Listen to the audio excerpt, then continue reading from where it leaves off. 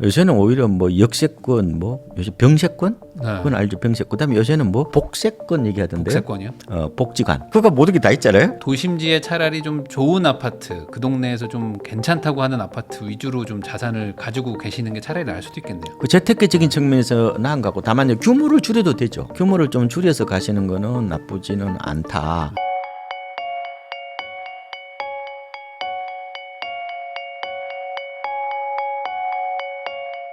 안녕하세요. 부인담TV의 부인담입니다. 오늘은 KB부동산 수석 전문위원으로 활동하고 계시는 박원갑 박사님 모시고 최근 또 이제 혼란스러운 부동산 시장 이슈부터 앞으로 어떻게 시장이 또 움직일지 전망 이야기 해보도록 하겠습니다. 박사님 안녕하세요. 네, 안녕하십니까. 네, 저희가 또 촬영하는 날 기준으로는 사실 이제 뭐 정치적인 이슈긴 하지만 네, 어쨌든 뭐 탄핵 선고가 나고 지금 한 일주일이 채 안 된 시기입니다. 그러다 보니까 이제 다들 이제 앞으로 어떻게 해야 될까 이런 거 되게 곤란하고 되게 좀 혼란스러운 상황인데 박사님 또 경험도 많으시니까 이 상황에서 또 이제 실수하면 안 되잖아요, 시청자분들이. 그래서 지금 상황을 한번 좀 정리 한번 해주시면 좋을 것 같은데.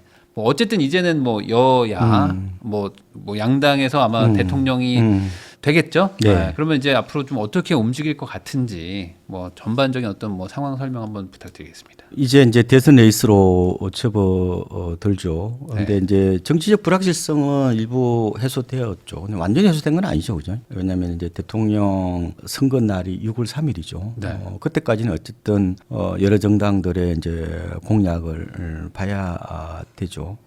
그 이전까지는 제 생각에는 뭐 시장이 일부 관망파도 있을 것 같고 약간 혼조세 뭐 이렇게 보시면 될 것 같아요. 특히 지금 이 미국발 이 관세 쇼크에 따른 글로벌 금융시장 불안 이게 지금 조금 더 이어지면요. 네. 이게 주택시장에도 영향을 줍니다. 그러니까 모든 이제 충격들은 강도 네. 스트렝스하고 이제 피리어드, 그러니까 기간이 어느 정도 되느냐 네. 이거에 따라서 어떻게 보면 시장의 영향도가 좀 다른데 지금 보면은 아마 뭐 강남하고 뭐 용산 쪽은 막 거래가 거의 끊길 겁니다. 끊기고 거래가 이제 좀 더 끊기면은 가격은 조금 떨어질 거예요. 네. 그래서 주로 이제 단기적으로 가격 변화는 매수자들의 변심에서 나타나는 거거든요. 수요자들이 줄어들면은 거래가 줄어요. 네. 그러면 일부 이제 급한 사람들은 이제 싸게 내놓죠. 그러면 이제 급매물이 약간 나올 수 있다. 특히 5월 말까지 지금 종부세 기한도 있죠. 그래서 약간은 제 생각에는 숨고르기나 아니면은 뭐 조정 국면 끝까지 갈지 모르겠지만 대체적으로 아마 관망세 이게 좀 더 짙어질 거로 일단은 보이고요. 그리고 나머지 지역에 대해서 지금 풍sun 효과 얘기하고 있잖아요. 네. 근데 풍sun 효과는 굉장히 위험한 거예요. 그걸 기대하고 집 사는 거는 저는 개인적으로 반대. 왜냐? 풍sun은요 바늘만 갖다 대도 금방 터집니다. 효과가 오래 못 갈 수가 있어요. 왜냐하면 7월에 이제 DSR 스트레스 3단계를 하잖아요. 네. 그러면은 그때 되면 이제 수요가 더 줄어든단 말이에요. 서울 수도권 주택 시장을 보면은 금리 인하보다 대출 규제가 더 무섭습니다. 네. 왜냐하면 집값이 비싸니까요. 그래서 대출의 문턱이 높아지면 매수세가 이제 둔화될 수가 있다 이렇게 보는데 이게 3년째 똑같은 거예요, 이게. 그렇죠. 네. 기억하시죠? 그러니까 우리가 23년 당시 그때도 보면은 9월이 고점이었고 작년은 원래 거래량을 보면은 7월이 고점이었죠. 근데 서울 아파트 가격은 12월만 빠졌어요. 그래서 원래는 이제 한 9월부터 빠졌는데 이제 수정해 보니까 연말만 빠지는 어떤 그런 양상이 나타나는데 대부분 거래량으로 본다면은 상고 하저 구조가 지금 3년째 지속될 네네. 수 있다 이렇게 보는데 아마 제 생각에는 하반기 때 아마 거래량이 좀 줄어들 수는 있겠는데 그렇게까지는 푹 빠지지는 않을 거라고 저는 보고 있어요. 그래서 아마 상고 하중 정도로 지금 정리를 하고 있는데 네. 그러면은 지금 보세요. 막판에 지금 엄청나게 지금 막판 매수세가 지금 비강남권에서는 진행이 될 거란 말이에요. 지금 그렇게 될 수밖에 없어요. 네. 그 이유는 이제 또 다른 국면이라고 보면 되는데 문제는 부동산 시장이라는 게 뭐 입주 물량하고 뭐 특히 매수자들 심리하고 설명이 됩니까? 판이 흔들리잖아요 지금. 그렇죠. 그래서 지금 가장 핵심은 이제 6월 3일 날 누가 집권을 하느냐에 따라서 흐름이 이제 달라질 수 있다 이렇게 보고요. 근데 이제 만약에 저는 서울에 있는 사람, 특히 이제 뭐 강남 마용성 뭐 여기 있잖아요. 뭐 강동구 뭐 동작구 이런 쪽에 소위 말하는 옐로우칩이나 블루칩 쪽은 누가 집권하든지 간에 저는 규제가 더 강화될 거라고 봅니다. 아, 여야 상관없이 네. 어차피 규제 강화 기조가 있다. 그거는 규제 강화라기보다는 저는 수요 조절이라고 좀 더 순화적인 표현을 쓰고 싶은데요. 집값이 안정이 안 되면은 규제 완화가 목표가 아니에요. 시장 안정이 목표이기 때문에 이번에 그걸 우리 깨달았잖아요. 그러니까 당연히 뭐 토제는 안 하는 게 좋죠. 규제는 없는 게 좋은 건데 문제는 이게 시장 안정이 안 되면은 어떤 카드로 쓰는 거예요. 우리가 그 노태우 정부 때 기억하시죠? 네. 그 초토세 그 3법 이혼났잖아요. 결국은 그런 무지막지한 그런 규제 카드를 누가 썼냐면은 그 우파 정권이고 권위주의 정부에서 그걸 했잖아요. 막무가내로 어떻게 나가는 겁니다. 문제는 지금 2028년, 29년까지 입주 물량이 없기 때문에 이 문제를 어떻게 그러면은 해결할 거예요. 가뜩이나 또 서울은 간단한 문제가 아니잖아요. 서울의 주택 보급률이 14년 이래 가장 낮습니다. 지금 네. 93.6%로 낮아지고 서울의 자가 보유율이 44%밖에 안 되고 작년 재작년에 외지인들이 서울 아파트를 그러니까 2023년에는 24.6%, 작년에 22.8%를 샀어요. 네 채에서 다섯 중에 한 채로 산단 말이에요. 네. 이게 2020년부터 갑자기 늘어나기 시작한 거예요. 인구 감소부터 이게 딱 되니까 이게 어떻게 보면 인구 쇼크의 마지막 피난처라고 생각하고 지금 서울로 들어오는 이 문제를 어떻게 막을 거냐고요. 이게 공급은 되겠어요? 공급은 안 된다고 봐야 돼, 당분간에. 네. 그럼 어떻게 문제를 해결할 거냐고요. 그럼 공급은 안 돼. 살 사람만 많아. 그럼 어떻게 해요, 그러면? 수요를 누르는 수밖에 없다. 수요를 누르는 수밖에 없는 거죠. 네. 수요 조. 그러면 쓸 수 있는 카드가 만약에 이제 과거처럼 제 생각에는 종부세 양도세 때리잡는 그런 프레임은 안 쓸 겁니다. 네. 누가 집권을 하든지 간에. 결국 이제 보유세하고 양도세를 건드리는 건데 그거보다 아마 진입장벽을 차단하는 방식이 될 거라고 저는 보고 있습니다. 그러면 뭐 대출을 아예 좀 막는다든지. 대출을 더 좋을 수밖에 없죠. 그게 이제 DSR 스트레스 3단계라고 보면 되고. 네. 그리고 우리나라 또 GDP 대비 가계 부채가요. 지금 92%인가 93%인가 지금 90%씩 넘잖아요. 이거 80% 낮춰야 되거든요. 그런 문제도 있고. 그러면 이 문제를 초과 수요 문제를 어떻게 해결하겠느냐. 그러니까 이거를 내가 정책 당국자라고 생각하고 이 문제를 어떻게 풀 거냐 한번. 그러니까 국회도 맞물려 있잖아요. 그러면 재건축을 풀어야 되는데 지금 안전진단이 중요한 게 아니라 재초합 문제잖아요. 네. 이거 그럼 쉽게 풀리겠냐고 이게요. 이게 뭐 액션이 중요한 건데 그러면 실제로 이게 조합원들이 기대하고 국민적 기대 수준이 다르잖아요. 조합원들이 당연히 재초합 없애라고 그래야 재건축할 거 아니에요. 재건축은 기본적으로 재테크 사업인데. 주거환경 개선을 하되 시장 논리를 통해서 하는 건데 공급은 없어요. 자꾸 이 서울로만 들어와 그러면 할 수 있는 방법이 그러니까 대출 규제. 저는 개인적으로 약간 점술과 영역인지 모르겠는데 저는 15억 아파트 대출 규제 저는 다시 할 수 있을 거라고 봅니다. 아, 15억을. 예전에 15억이 딱 그 강남 아파트 평균가가 15억일 때 그때 규제한 거잖아요. 그러니까 금액을 올리든지 어쨌든 대출 규제를 다시 들어갈 수 있고요. 왜냐하면은 지금은 진입 장벽을 높이는 것 외에는 사실상 마땅한 방안이 없습니다. 공급을 못하면 사실 뭐 수요를 낮추는 수밖에 없으니까. 근데 아까 말씀드린 것처럼 보유하고 양도를 건드리는 거는 약간 이게 너무 그 부작용이 많단 말이에요. 그거는. 네. 그러면은 못 들어오게 막는 거죠. 그러면은 저는 토제도 제가 더 확대될 수 있다고 옛날부터 제가 예상을 했거든요. 이번에 확대하죠. 문제는 이제 이게 이제 6개월이 지난 다음에 이제 9월인가요? 9월 때 아마 제 생각에는 100가구나 200가구 이하 아파트짜리는 풀어야 될 겁니다. 그건 뭐 5년에 한 번 그래야 되는데 왜 그렇죠. 그걸 왜 막아요? 그거는 풀어야 되고 저는 뭐 거여 마천동 이런데 마포 아파트 갔다 안 되는데 거기를 사실상 어떻게 보면은 그런 데는 지정하면 안 되죠. 그런 건 일부 이제 아마 미세 조정이 있겠지만 핵심 지역의 규제 지역은 토제는 아마 당분간 간다. 규제는 한번 이렇게 만들기는 쉽지만 풀기는 어려운 겁니다. 이게. 그렇죠. 풀었을 때 책임을 또 져야 되고. 네, 그런 측면. 그래서 토제 확산될 가능성이 있다고 저는 보고요. 만약 집값이 과열될 경우에 네. 그다음에 이제 뭐 취득세 이런 부분들도 취득세 어차피 뭐 규제 지역 지정해버리면 두 채부터 8%죠. 네. 그 지금 정부가 이제 그 경고를 했잖아요. 마포 그다음에 강동, 광진, 성동, 동작 네. 요 일대. 영동포도 일부 될지 모르겠습니다. 요 일대가 주로 강남 인접 지역이자 옐로칩이잖아요. 이 지역을 투기과열지구나 조정 대상 지역으로 그죠? 지정할 수도 있다 이렇게 했죠. 네. 뭐 가천이야 지금 뭐 이미 얘기가 많이 나왔고. 근데 지금 조정 대상 지역이 가장 중요한 거예요. 이게 양도세하고 관련돼 있잖아. 취득세하고 다. 네. 그럼 두 채부터 8%예요. 그러면은 만약에 집값이 안 잡히면은 저는 서울 지역 상당 부분이 저는 규제 지역으로 다시 지정될 수 있다고 저는 보고 있습니다. 그거는 지금 우파가 집권하든지 어떻게 보면은 흔히 말하면 진보파, 그러니까 보수 야당을 넘어서 이게 중요한 거는 부동산이라는 게 가장 중요한 게 이게 바로 시장 안정이라는 측면에서 보면은 그런 카드를 쓸 수밖에 없죠. 토우제 확산을 이게 어떻게 보면은 윤석열 정부 하에서 이게 확대한다는 게 아무도 아마 상상을 못했을걸요. 이 부동산을 이념적인 측면에서 보면 이거 설명을 못할걸요. 규제 완화가 뭐 지상의 뭐 선인 것처럼 그렇게 보면 안 돼요. 그거는 중요한 그런 포인트인데 그래서 일단은 제가 이제 좀 더 요약을 드리면은 저는 개인적으로 이 문제가 수급 불균형 문제가 쉽게 해결이 안 되기 때문에 서울에 뭐 도봉구, 노원구는 빼고 핵심 지역을만 갖고 얘기하는 거예요. 그 지역에서는 규제가 더 강화될 가능성이 저는 개인적으로 있다고 이제 보고요. 이제 문제는 이제 또 하나가 뭐냐면은 뭐 만약에 그러면은 지금 만약에 지금 보수 정권이 뭐 재집권을 하게 된다면은 뭐 그거야 기존에 해왔던 뭐 일부 규제 완화 어떻게 보면 드라이브를 걸면서 부분적으로 미세 조정으로 아마 서울에 대해서는 아마 규제를 하는 쪽으로 이런 쪽으로 아마 갈 수밖에 없을 겁니다. 공급은 확대해야 돼 단기적으로는 수요를 좀 이연시키는 그런 전략. 그 보기에 따라서 규제를 볼 수도 있고 저는 그걸 수요 억제라기 보기보다는 수요 조절이라고 말씀드렸잖아요. 한꺼번에 몰리니까 이걸 늘어뜨려야 되거든요. 네. 뭐 그런 미세한 어떤 그런 측면이 있을 거로 보이고. 근데 뭐 만약에 지금 진보 쪽에서 집권을 하게 되면은 상당 부분이 규제 완화책들이 아마 원위치될 가능성도 있죠. 재건축 옛날에 그 문재인 정권 말기 때에 그때 변창흠 그때 그 장관 그분이 공공 재건축 재개발 많이 드라이브를 걸었다가 잘 안 됐죠. 그걸 다시 아마 드라이브 걸 거예요. 그래서 아마 재건축을 하려면은 아마 공공 쪽으로 가면 그런 제초안이 없었거든 그때 당시에. 네네. 아마 그쪽으로 아마 방향을 틀 수밖에 없을 것 같고 제 생각에는 그 나머지 아마 규제 완화들도 아마 원위치될 가능성도 있지 않느냐.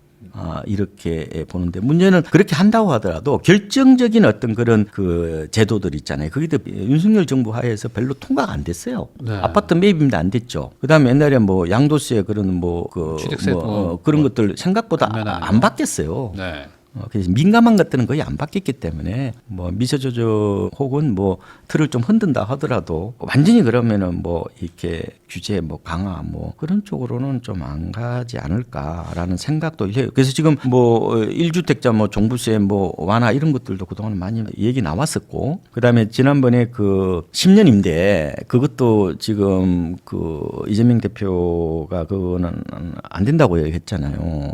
그래서 아마 여러 가지 뭐 그런 이제 뭐 조율이 있기는 하겠지만 전반적으로 세입자 보호라든지 시장에 좀 더 수요를 더 강하게 조절하는 쪽으로 그래서 온도차는 약간 좀 있지 않을까라고 생각이 좀 들고요. 그래서 전반적으로 좀 규제가 뭐 좀 더 강하게 하냐, 뭐 덜 강하게 하냐의 문제지 여야 할 거 없이 시장 안정 쪽으로 좀 갈 수밖에 없다. 그래서 시장 안정이 안 되면 무슨 카드라도 아마 꺼낼 겁니다. 그래서 그거는 어떻게 보면은 너무 그러니까 이데올로기적인 어떤 그런 측면에서 부동산을 보지 마시고 시장 안정이라는 목표를 갖고 보면 어느 정도 설명이 돼요. 그렇게 보시면 될 것 같습니다. 사실 그 박근혜 정권 때 그 탄핵되기 전에 그 11월이었나 10월달에 조정 대상 지역 막 확대하고 막 그랬거든요. 그때 막 집값 올라간다고 그렇죠. 해가지고. 박근혜 정부 말기 때에 네. 그 규제책이 나왔어요. 네, 나오자마자 이제 탄핵이 되긴 했지만. 그렇죠. 그 기억이 아직도 있는 네. 건데 제 생각에는 이제 문제는 뭐냐면은 어떤 이제 정책이라든지 어떤 제도라든지 뭐 새로 시행되거나 아니면은 이제 뭐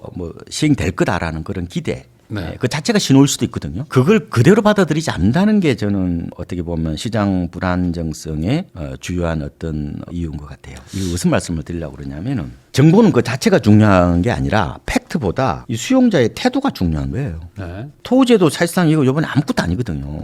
재건축 폭발성이 강한 재건축은 뺐잖아요. 네. 근데 왜 이렇게 과민 반응을 해요? 왜 이번에 토지를 푸니까 심지어 대구하고 부산도 거래량이 늘어나고 미분양의 무덤이라는 평택도 그런 늘어나고 요번에 파주도 늘어났거든요. 이게 이제 물론 부산하고 대구는 세진 않아요. 근데 수도권에서 요번에 보니까 이게 큰 피자파이라는 게 제가 드러난 거고 이게 이제 공간 확산 경로라는 게 있어요. 그러니까 강남이 일종의 안테나 역할을 한다는 게 그리고 강남만 보고 이제 거래를 하는 거죠. 수도권 사람들은. 그러니까 강남이 뭔가 좀 막 활기가 뛰니까 사야겠다 이런 생각이 다른 지역으로 좀 퍼져간다. 그게 뭐냐? 그게 바로 학습 효과에 대한 얘기고. 그래서 만약에 이 학습 효과가 특히 이제 진보 정권이 들어서면은 과거에 집값이 올랐다더라. 그래서 집값이 오를 거야라고 하면은 그런 집단적 자기 실현적 기대라고 그래요.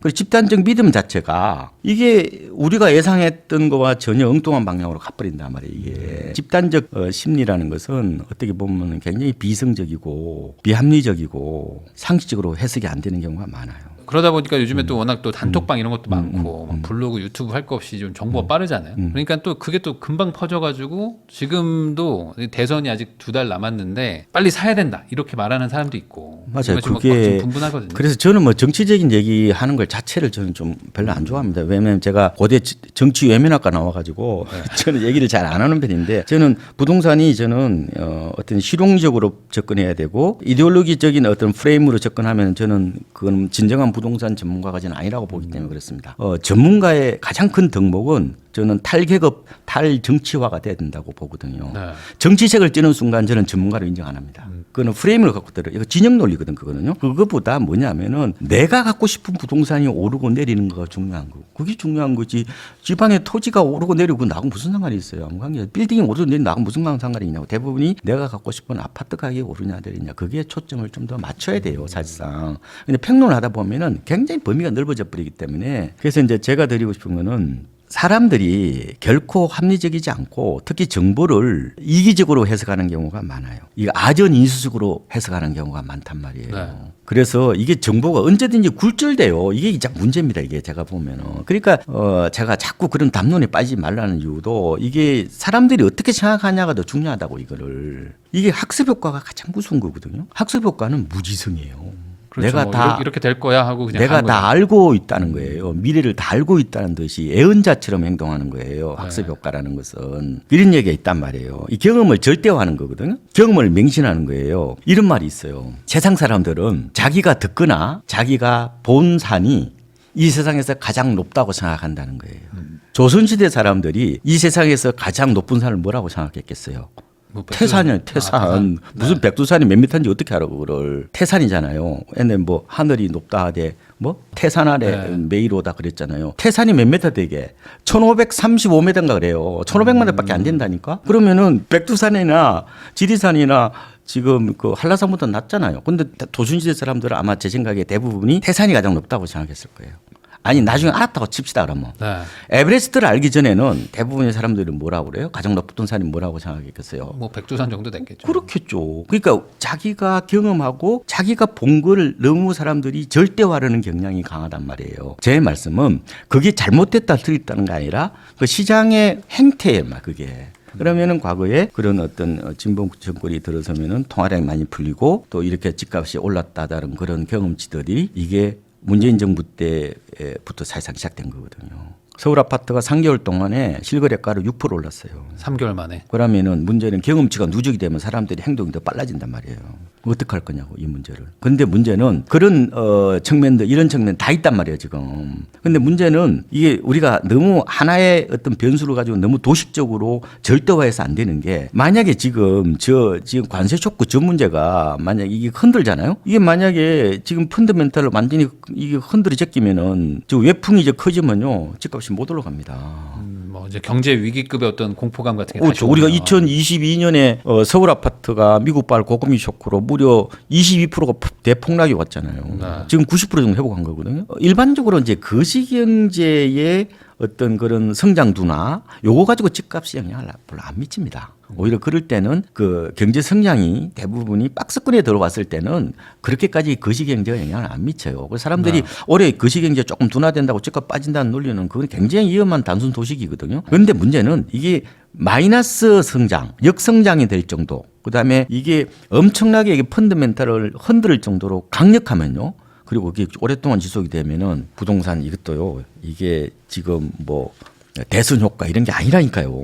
그래서 조심해서 이제 접근을 해야 된다. 이게 우리가 아까 말씀드린 것처럼 대부분이 자기 경험치를 그대로 미래로 이렇게 복사하는 경향이 있단 말이에요. 네. 근데 왜 그것만 변수만 가지고 얘기하냐고. 진보 정권 등장 이것만 하냐고. 나름 변수 이게 있잖아요. 변수는 상수가 아니잖아요. 이 문제를 어떻게 할 거냐고. 지금 간단한 문제가 아닌 것 같아요. 장기화될 수 있다는 얘기도 많고. 그러면은 만약에 이제 진보 정권이 들어서도 집값이 올라갈 것이라는 기대가 현실화 되려면은 거시경제 특히 글로벌 금융시장 저거 있잖아요. 저게 안정이 돼야 된다고요. 그래서 지금은 어느 누구한테 물어봐도 뭐 우리가 뭐 단톡방에서 얘기할 수 있지만 공개적으로 과연 마이크를 대고 자신 있게 얘기할 사람이 몇 사람 있겠어요. 있는 사람들이 대부분이 그렇게 많이 안다는 사람들은 다 안다는 사람 대부분이 사기꾼이죠. 지금은 좀 변수가 많다. 요번에 금융시장에서 패텔 리스크가 나타났잖아요. 블랙스완 리스크가 나타났잖아. 네. 이렇게 대폭락이 올지 어떻게 알았어요? 물론 이제 워렌 버핏은 알았다고. 작년 2월부터 제 아들은 워렌 버핏이 사라고 그러면 그때부터 사겠다고 그럴 정도로 워렌 버핏이 진짜 선지자 같기는 한데 어쨌든 간에 뭐 전반적으로 주식 가격이 뭐 오버슈팅 돼 있다고 이렇게 알고 있어도 딱딱 그렇게 끊고 안 사는 사람은 없더라고. 다 물리더라고요. 그래 다 물렸죠.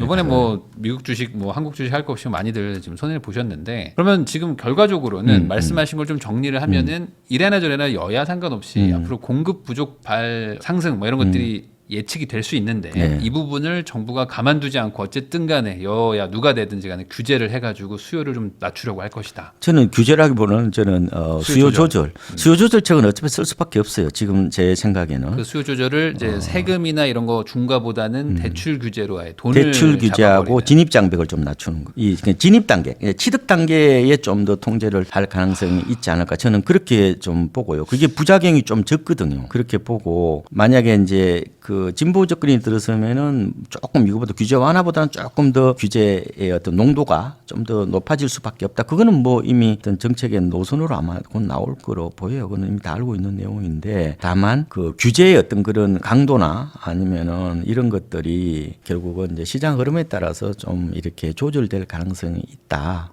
이렇게 바라보고 뭐 지금 이어졌던 뭐 똘똘한 한 채라든지 뭐 얼육신 문화 이런 건 안 바뀔 겁니다. 그런 것이 바뀔 정도까지의 어떤 뭐 변화는 없을 것이다. 아니 그 원래 똘똘한 한 채가 원래 제가 만들어낸 말인데 네. 2006년부터 나온 말이에요. 그게 똘똘한 한 채가 양도세 이제 규제하니까 결국은 뭐 이왕이면 하나 갖고 있자 뭐 여러 개 가지고 있을 지금하고 필요 좀 없다. 비슷했잖아요. 그때도 규제가. 지금은 규제가 그때에 비해서 많이 풀렸죠. 그런데 왜 이런 똘똘한 한 채 흐름이 나타났나? 그거는 뭐 일부 규제에 있긴 영향 일부는 있죠, 그죠? 일부는 있긴 있지만 저는 그거보다는 오히려 자발적인 어떤 포트폴리오의 어떤 그 재정립 이런 식으로 봐야 되죠. 지금은 그냥 대부분이 30대 40대 물어보면은 그냥 집 한 채 사고 좋은 거 뭐 상급지 하나 사고 나머지는 주식이나 뭐 코인 하겠다는 사람들이 많아가지고 지금은 어떤 그런 효율성 측면에서 하는 거지 규제 때문에 하는 것은 그거는 한 절반 정도라고 보시면 될 것 같고요. 예. 박원갑 박사님하고 이야기 나누고 있는데요. 그러면 이제 박사님 얘기를 들어보면은 결국에 이제 경제도 지금 살려야 되는, 경제도 살려야 되는데 또 집값의 어떤 이런 상승 우려 같은 것도 잡아야 되는. 약간 그 되게 어려운 지금 상황에 빠져 있는 것 같아요. 그러면 전반적으로 이 수요를 누르더라도 그럼 매수를 못하게 하면 기본적으로 이게 좀 전세나 월세 쪽으로 이렇게 수요가 좀 전환되는 게 있지 않습니까? 앞으로 전월세 시장 쪽은 상승 또 이런 변동성 뭐 좀 리스크가 더 커진다고 봐야 될까요? 그러니까 지금 전세 시장은 대체적으로 이제 물가하고 GDP하고 같이 움직여요. 그런데 이제 아무래도 전세 가격은 계속 올라가고 있는데 KB 부동산을 보면요, 서울의 그 주간 아파트 전세 가격 지수가 2023년 8월부터 지금까지 계속 올랐어요. 그러니까 거의 뭐 두 분을 제외하고 83주간 올랐거든요. 재밌는 것은 우리가 임대차 입법이 2020년 7월부터였죠. 그때 이후에 이 전세 유통 물량이 줄어요. 재계약이 많아가지고. 이러다 보니까 어떤 일이 벌어지냐면은 원래 물이 좀 없으면 어때요? 이게 굉장히 부침이 심해지죠. 이게 고기들도 한쪽으로 모여서 이렇게 살게 되고. 근데 물이 많으면 어때요? 유동성이 많으면은 시장이 안정적이죠. 네. 물이 없으면은 굉장히 변동성이 커집니다. 뭐 그런 어떤 측면이 좀 있는 것 같고, 세입자 입장에서는 뭐 전세 눌러앉기가 훨씬 더 합리적인 선택이지만 시장 전체를 보면 어떻게 돼요? 결국 시장에 유통되는 물량이 줄어들으니까 작은 수급의 불균형만으로도 가격이 이렇게 출렁이는 그런 모습들이 지금 전세 시장의 어떤 특징이다, 이렇게 보시면 될 것 같습니다. 당분간 어떤 전세 상승 쪽을 좀 예상하는 분들이 많잖아요. 네. 그럼 이거는 뭐 어쩔 수 없는 시대의 흐름이다 이렇게 네. 보시는 거죠. 그렇죠. 그거는 뭐 흔히 말하면 이제 뭐 전세 종말이나 뭐 전세 소멸 이런 얘기를 하는 건데, 근데 우리가 이제 그 주의해야 될 거는 뭐냐면은 이게 어떻게 보면은 전면 월세 시대는 아니라는 거예요. 네. 그러니까 우리나라에서 월세라는 것은 일부 빼고요. 지방의 뭐 연세라든지 아니면 외국인을 대상으로 하는 뭐 깔세 네. 이런 거 빼고는 대부분이 아마 진정한 의미의 월세라기보다는 변형된 전세에 더 가깝다고 보시면 돼요. 반전세 같은. 그래서 반전세 네, 한마디로. 물론 이제 오피스텔하고 원룸 뺄게요. 네. 뭐 원래 10대1 법칙이라고 있거든요. 그러니까 보증금이 1,000만 원이면 월세 얼마예요? 100만 원. 100만. 요게 이제 룰인데 지금 우리나라의 이제 아파트 기준으로 좀 보면은 아파트 지금 통계를 월세를 낼 때에 보증금 10억에 월 20만 원 내도 월세로 분류됩니다. 네. 그러니까 지금 어떤 얘기냐? 우리나라에 그러면 월세화 시대라는 것은 내가 지불하는 이 보증금은 낮아지고 월 내는 임대료가 높아진다 이런 구조로 보시면 될 거예요. 네. 그러니까 지금 대부분이 아마 전세 계약도 거의 반전세를 많이 하던데 그러면 시간이 지날수록 뭐예요? 아까 10억에 뭐 20만 원이라면은 앞으로 어떻게 된다는 거예요? 그러면 뭐 8억에 만약에 뭐 100만 원 한 뭐 이렇게. 100만 원, 네. 뭐 가령 뭐 이게 한 35만 원 정도 잡으면 되나요? 네. 그러면은 뭐 대충 그 정도 나오겠네. 그런 식으로 이제 간다는 건데 이제 그러니까 전체 임대료 가운데 이 중에서 이제 보증금과 어떻게 보면은 월세가 있는데 결국은 이제 보증금이 낮아지고 월세가 높아지는 어떤 그런 형태인데 근데 세입자 입장에서는 이제 힘들죠.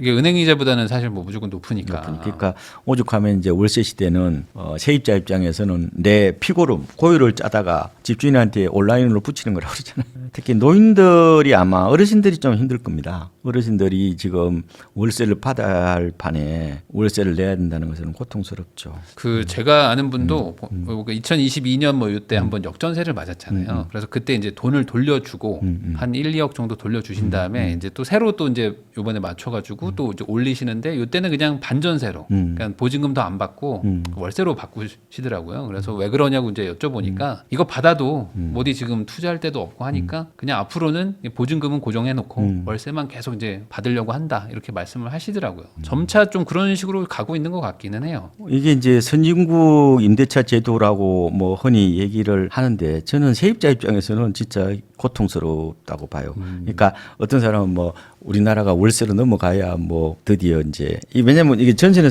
후진국형 4금융이니까 네. 이제 선진국처럼 가는 거다. 세입자 입장은 그렇게 얘기할 수 없을 걸요 아마. 그런데 왜냐하면 이게 전세가 약간 어떻게 보면은 위험한 4금융이거든요. 그런데 이제 이게 긍정적인 기능도 있잖아요. 그러니까 이게 이제 강제 저축 기능도 있고 또 내 집 마련으로 가는 일종의 사다리 역할도 하잖아요.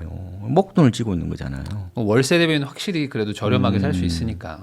이제 그래서 제 생각에는 뭐 어차피 대세는 월세화 어쩔 수 없다고 봐요. 어쩔 수 없지만 저는 속도를 좀 늦췄으면 좋을 것 같다는 생각이 좀 들어요. 이게 이제 오죽하면 이제 전세가 외국 사람들이 한국에 와서 얘기하기를 이거 꿀복지라는 거잖아요. 꿀복지. 그 지난번에 뭐 그 중국 동포도 같은데 보니까 아니 2년 동안 살았는데 어떻게 돈을 그대로 되돌려 주냐고. 이런 제도가 전 세계적으로 진짜 한국만 이렇게 유행한다는 게 물론 이제 뭐 남미나 일부 있다고 그러지만 이 보편적인 어떤 계약 형태로서는 한국밖에 없거든 사실상요. 근데 이제 이거를 있잖아 뭐 유엔에 얘기해 가지고 이거를 전 세계적으로 확산시켜야 된다나?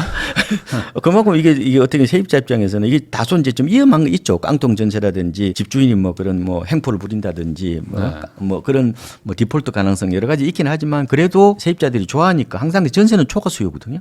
월세는 초과 공급이지만 뭐 네. 그런 경향이 있다 이렇게 보시면 되는데 다만 우리가 이제 이거를 그러면 월세 시대가 왔으니까 이제 그러면은 이제 월세 받아서 나 노후 한번 보내볼까 이렇게 이제 생각하시는 분도 계신데 근데 그게 조금은 아니겠더라고요. 그러니까 아까 전월세 전환율 말씀하셨죠. 전월세 전환율하고 월세 수익률은 달라요. 그래서 전월세 전환율이 지금 우리가 한국 그 부동산은 통계를 보니까 아파트 기준으로 보면 전국이 지금 5.2%입니다. 그 1억에 52만 원 친다는 거죠.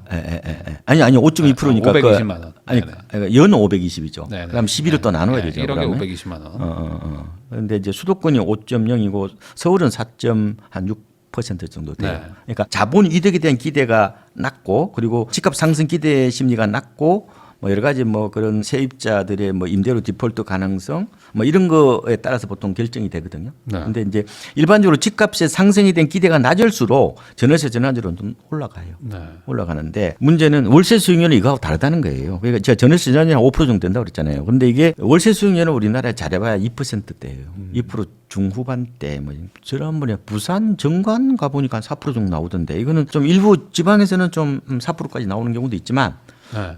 대체적으로 아마 서울 수도권에서는 2%대 잘하면 한 3%대 정도까지 3%는 많이 적지 않을걸요. 그 집값 상승 기대감이 없을수록 월세 수익률이 높아지죠. 그 원룸 같은 데가 좀 높죠. 기본적으로 빌라 같은 데가 전환율이 좀 높긴 아파트는 낮죠. 네. 전환율이. 그러니까 중요한 거는 월세 전환율하고 아파트 수익률은 임대 수익률이 다를 수 있다. 이 부분을 좀 보셔야 될 것 같고요. 그러면은 지금 말씀해주신 거를 들어보면은 결국에 전세 쪽에서 상승을 하게 되면은 그러면 이게 또 이제 집값을 또 밀어 올리는 효과들이 항상 있기 때문에 전세가 좋기도 하지만 또 이게 나쁘다 해서 없애자고 말씀하시는 분들도 있는 거잖아요.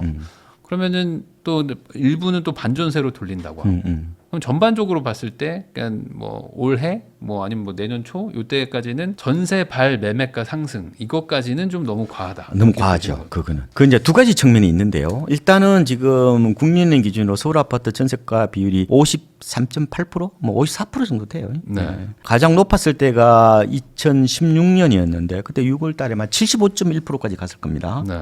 그때는 뭐냐면은 1억짜리 집 사면 2,500만 원 집 샀으니까 그때 갭 투자가 기승을 부린 게 내 투입 자본이 적어서 그런 겁니다. 네. 지금은 절반 가까이가 그죠? 어떻게 보면은 내 돈이 필요하는 어떤 그런 상황이기 때문에 아마 갭 투자가 크게 늘기는 어려울 거로 보이고 유행하기는 어려울 거로 보이고요. 네. 이게 한 60% 정도는 돼야 돼요. 근데 이게 무조건 높다고 해서 이게 무조건 이게 막 밀어 올리는 건 아니에요. 지방은 뭐 70% 가까이 돼도 집값 안 올라가잖아요. 못 올리잖아요. 이게 왜 그러냐면은 집값이 안 오른다고 생각하면은 오히려 전세에 거주하는 게 더 유리하거든요. 그러면 전세가율이 높아요. 매매는 떨어지는데 전세는 또 그대로면 전세가율이 그래서 높아지니까. 서울에서는 60% 정도 되면은 좀 밀어 올릴 가능성이 있다는 게 이건 이제 과거의 경험치에서 조금 이렇게 좀 요새는 일반화된 어떤 그런 뭐 논리처럼 이렇게 네. 얘기를 하던데 일부 그거는 어느 정도 맞다고 보고요. 근데 이제 모든 지역에서 그게 해당이 안 된다는 거는 좀 염두에 좀 두시면 좋을 것 같고 제가 홍콩을 예를 한번 들어보니까 전용 면적 80제곱미터 네. 우리가 지금 33평이 84제곱미터니까 뭐 네. 거의 뭐 30평형 정도 되겠죠. 매매가 한 26억 정도 되고 그런데 월세가 한 654만 원 정도 돼요. 네. 보니까 한 3% 정도 돼요. 우리나라 확실히 월세가 싸죠. 그거는 우리나라가 전세 시스템이기 때문에 그런 거예요. 그러면 월세로 환산해 보면은 집값이 버블이죠. 수익 환원법으로 따지면은. 네. 옛날에 로버트 실러 교수가 그 2008년 서프라임 모기지를 예견을 할 때 그분이 적중하신 분이거든요. 근데 그분이 뭐라 그러냐면은 연간 임대료의 20배를 넘어서면은 집값이 버블이라고 그랬어요. 그럼 반포 같은 데 한번 예를 들어봅시다. 그럼 이번에 70억 간 거 있어요. 그 월세 얼마 나오겠어요? 많이 나와도 1년에 그렇죠. 뭐 2억 나오겠어요? 그럼 얼마예요? 그러면 60억이 40억이네? 네. 20배면. 그럼 나머지 30억 어디로 간 거예요? 그러면 그런 주거 프리미엄으로 볼 거예요, 그러면? 아니면 한강뷰로 볼 거예요? 여러 가지 있죠. 그러면 서울, 강남도도 보면은 1년에 2억 안 나올걸요? 보통 30억짜리 지금 월세 받아봐야 한 1억에 600 정도 받으면은 뭐 그럭저럭 잘 받은 거죠. 그럼 얼마예요? 그러면 1년에 1억 2천이죠. 1억 네. 2천 곱하기 20 하면 얼마예요, 그러면? 얼마 안 되잖아요. 네. 그럼 아마 30억도 안 정도. 되네. 네. 그럼 다 버블인 거죠, 그럼.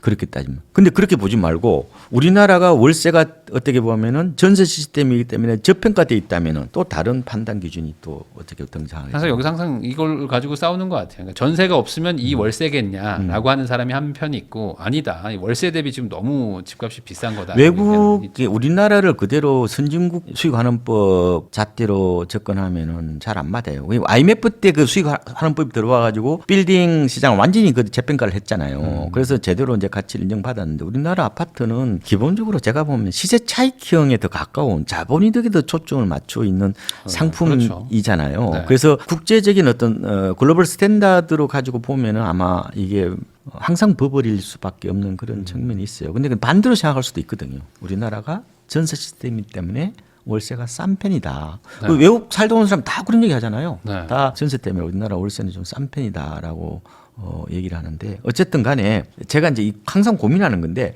시장 가격을 도대체 어느 정도까지 받아들여야 되냐는 거예요, 이게. 이게 철학적인 문제잖아요. 그래서 제가 결론을 내렸어요. 시장은 나보다 똑똑하다는 거예요. 그러니까 지금 이게 다 이유가 있다. 그러니까 이런 거죠. 우리가 시장은 굉장히 미스터 마켓이라고 그러잖아요. 굉장히 그 감정 기복이 심하고 어떻게 보면은 뭐 마치 조울증에 걸린 것처럼 굉장히 출렁거리고 이런 롤러코스터를 타는데 근데 이제 저는 이렇게 이제 결론을 내렸단 말이에요. 그러니까 이게 완전히 이제 비성적 과열인 상태 있잖아요. 우리가 작년에 7월에 서울 아파트 거래량이 9,200건까지 갔을 때 이거는 상투거든. 내가 보면 거래 상투거든. 평균을 넘어서면 때는 조심해야 돼. 평균 6,000건이잖아요. 이거 넘으면 조심해야 된다고 이게 항상. 그렇지 않고 이 과열 상태가 아니라 일반적인 그냥 숨쉬고 그냥 이렇게 막 너도 나도 사는 어떤 그런 묻지마가 아니라 일반적인 연끌 매수가 아니라 이런 상황이라면은 저는 시장 가격을 어느 정도 인정하는 게 저는 오히려 더 낫지 않을까. 왜냐? 시장은 나보다 똑똑할 수 있거든요. 시장은 단기적으로는 광기이기도 하지만 장기적으로 보면 저는 집단 지성에 더 가까울 수도 있다. 오히려 장기적으로 보면 이게 대수의 법칙이라고 그래가지고 그죠?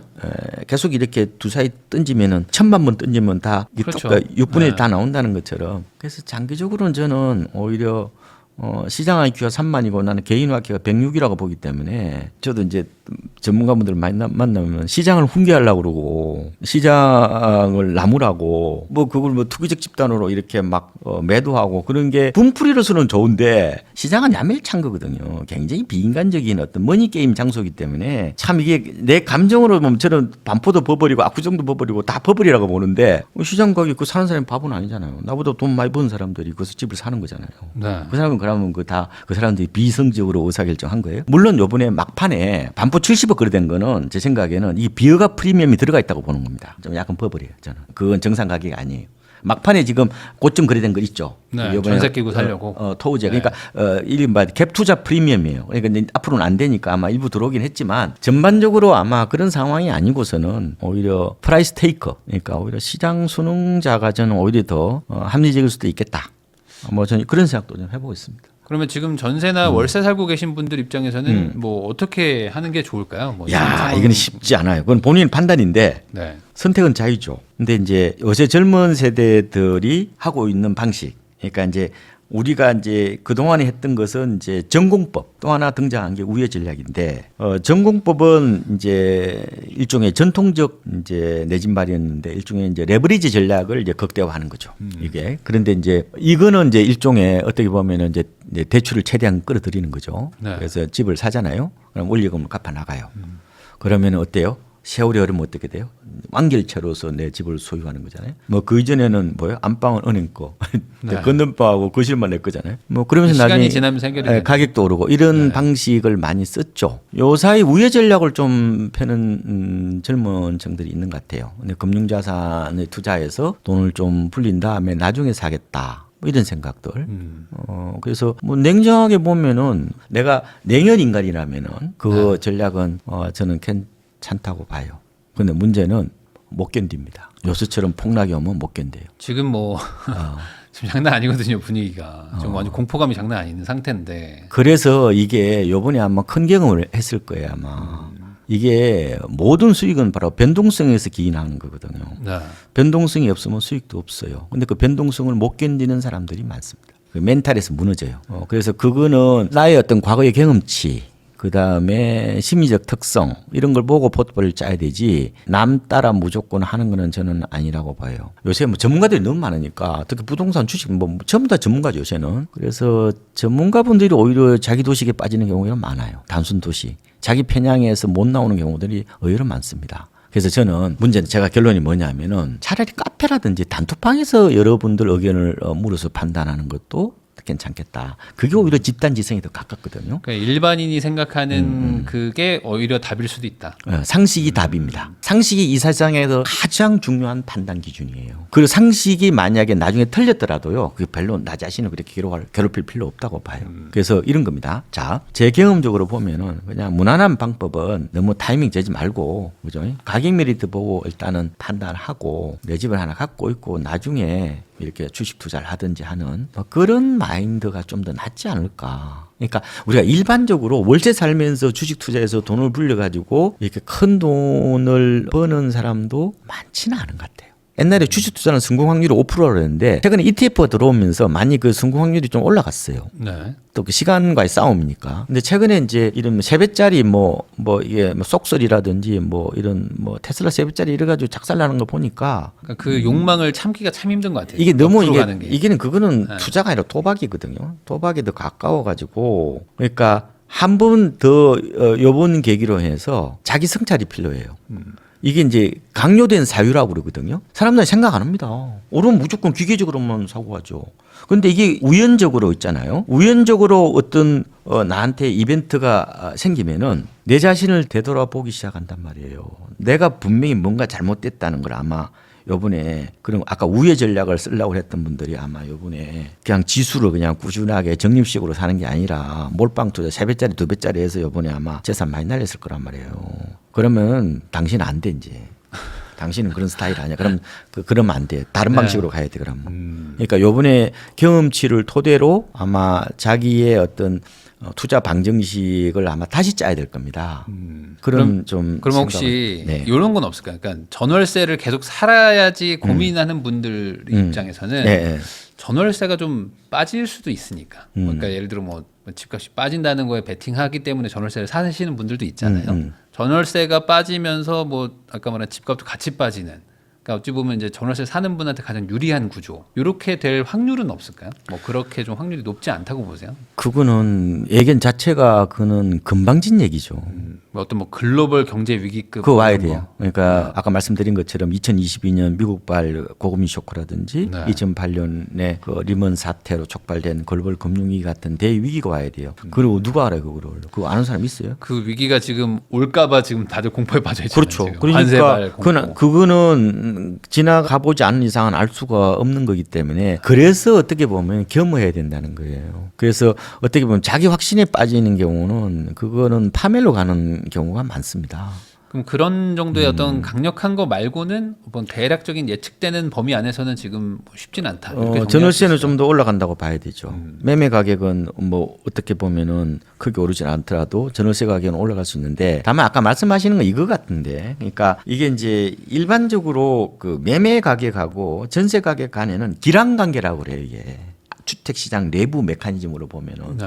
집을 안 사고 전세 수요가 늘어나면 어때요? 전세가 전세가 또 올라가 올라가니까. 집값은 이 낮아지는 어떤 그런 모습이 나타나. 그 언제 나타났습니까? 우리가 11년, 12년, 13년 이때 나타났던 걸 기억하시죠? 네.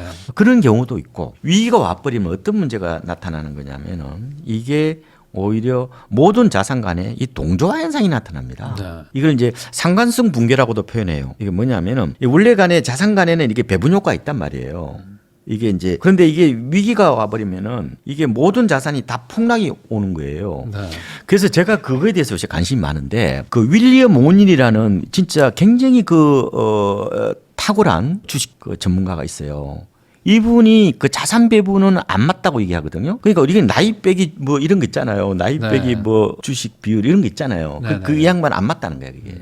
어차피 동조화 되니까. 그러니까 채권도 안 맞다는 거야 이게 이 양반 얘기로는 결정적인 순간 때는 다 흘러내린다는 거예요. 이 윌리엄 오닐인데 저는 이분이 맞다고 봐요 오히려 저한테는. 그래서 이분이 유일한 자산 배분 효과는 뭐냐면 채권은 자기는 아니라고 그러고 세 가지를 얘기하더라고. 예금하고 MMF하고 이 사람은 우선주를 얘기하는데 저는 우선주가 거래가 안 되기 때문에 위기 때 더 폭락이 와버리거든요. 물론 배당 때문에 하는 것 같은데 채권도 못 믿겠고 그 미국 요번에 뭐 TMF니 뭐 이런 거 뭐 했다가 다 요번에 물론 어떨 때는 뭐 이렇게 주식하고 이렇게 반대로 움직이긴 하지만 어떻게 폭락할 때 같이 또 움직이긴 하잖아요. 네. 그럼도 이번에 같이 폭락이 왔잖아요. 그것처럼. 그래서 제 생각에는 위기가 오면은 전세든 매매든 다 폭락이 오는 경우가 많습니다. 네. 우리가 글로벌 금융위기 때 그다음에 그리고 2022년 미국발 고금리 쇼크 때 매매보다 전세가 더 빠졌단 말이에요. 전세는 사금융이니까 이거는 조금만 흔들면 흘러내리는 거예요. 그러면은 내가 그럼 이런 경우가 있잖아요. 자, 이런 판단을 하실 수가 있단 말이에요. 이건 어차피 선택이란 말이에요.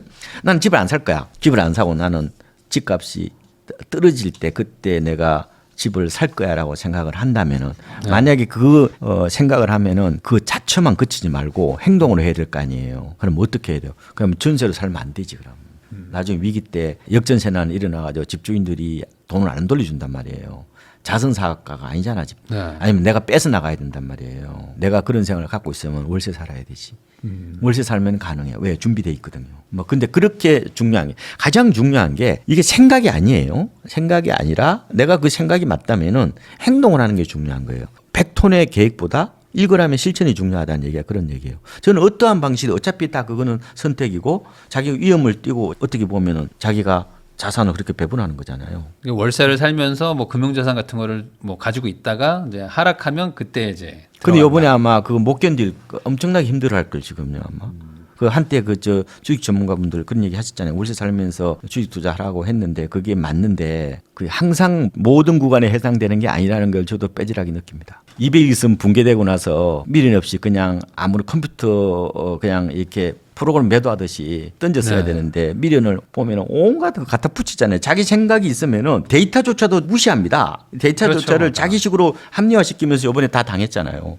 왜 200일선 무너졌는데 왜 주식을 왜 갖고 있어요? 왜? 그러니까 200일선이 이동 평균선이 그러니까 200일선 위에 있을 때는 그 얘기가 맞아. 근데 200일선이 붕괴되면은 이거는 진짜 바닥 모르게 뭐 바닥이 아니라 뭐 지하실 뭐 7, 8층까지도 떨어질 수도 있고 아니면 저 뭐지 수맥까지도 내려가기 때문에 그거는 그러니까 모든 법칙들은 이게 하나의 어떻게 그 획일화되고 고정 룰은 없는 것 같아요 보니까. 그래서 좀 이렇게 투자할 때도 좀 더 보수적으로 하라는 얘기야. 그래서 보수적인 투자는 마음이 편안하다고 얘기하는 이유도 아마 그런 것 같은데 어쨌든 요번에 아마 많은 분들이 이게 자산 이때 배분이라는 것은 아까 뭐 1년 5일이 했던 그걸 수도 있고 아니면은 파트너 그냥 조금 하나 사놓고 나머지 그 남은 돈으로 연금이나 그냥 연금조 ISA나 IRP나 그냥 요거 그냥 이것만 할 걸 이렇게 하는 사람들 생각보다 많을 거예요. 집투한 사람들 이번에 굉장히 아마 어려워하는 경우가 많기 때문에 중요한 것은 사람은 이제 경험을 통해서 자기가 성장하기 때문에